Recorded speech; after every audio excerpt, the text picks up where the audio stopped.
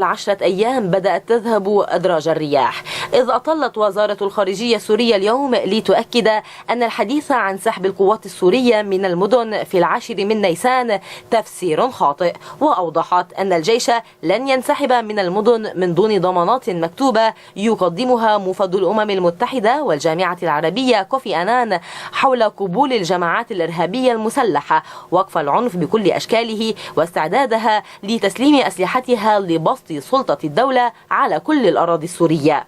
حتى المجلس الوطني السوري المعارض فقد الأمل في خطة أنان، فقد دان اليوم المجازر الوحشية التي ارتكبها النظام منذ إعلانه قبول خطة المفد الأممي ومواصلة نشر قواته في المناطق التي تشهد احتجاجات، داعيا إلى قرار في مجلس الأمن تحت البند السابع لحماية المدنيين. ميدانيا الحال لم يتغير طيلة المهلة، فقد نفذت القوات النظامية عمليات عسكرية في ريف حماة، حيث اقتحمت قرية لطمين وسط إطلاق نار عشوائي وشنت حملة دهم وأحرقت 3 منازل، وفي ريف إدلب أيضا حيث اقتحمت الريف الشرقي لمدينة جسر الشغور وسط دوي انفجارات بحسب المرصد السوري لحقوق الإنسان. كذلك تعرضت أحياء حمص القديمة لقصف متقطع استهدف خصوصا حيي باب هود والحميدية، وذلك بعد يوم على مقتل 160 شخصا في سوريا، فيما يصفه المجتمع الدولي على أنه مجزرة بحق الإنسانية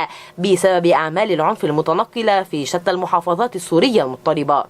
وأعنف المواجهات وقعت في ريف حماة، حيث قتل 40 مدنيا و15 من المجموعات المنشقة في بلدة اللطامنة خلال العمليات العسكرية للقوات النظامية.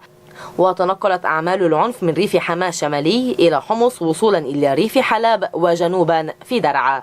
وعلى وقع ما يرفع إلى مستوى المجازر، تتواصل الهجرة الجماعية إلى تركيا التي وصلها 700 سوري في الساعات 24 الماضية، ما يرفع إلى 24 ألفا عدد اللاجئين الذين تستقبلهم البلاد. لكن الوضع التركي بدأ يزعج المسؤولين الأتراك، فوزير الخارجية التركي أحمد داوود أوغلو دعا أنان للقدوم إلى تركيا في أي وقت لمعاينة وضع الضحايا السوريين. في وقت قال رئيس الوزراء التركي رجب طيب أردوغان إن أنقرة تشعر بالخوف من أن يؤدي اندلاع حرب شاملة في سوريا إلى إطلاق العنان لسيل من اللاجئين.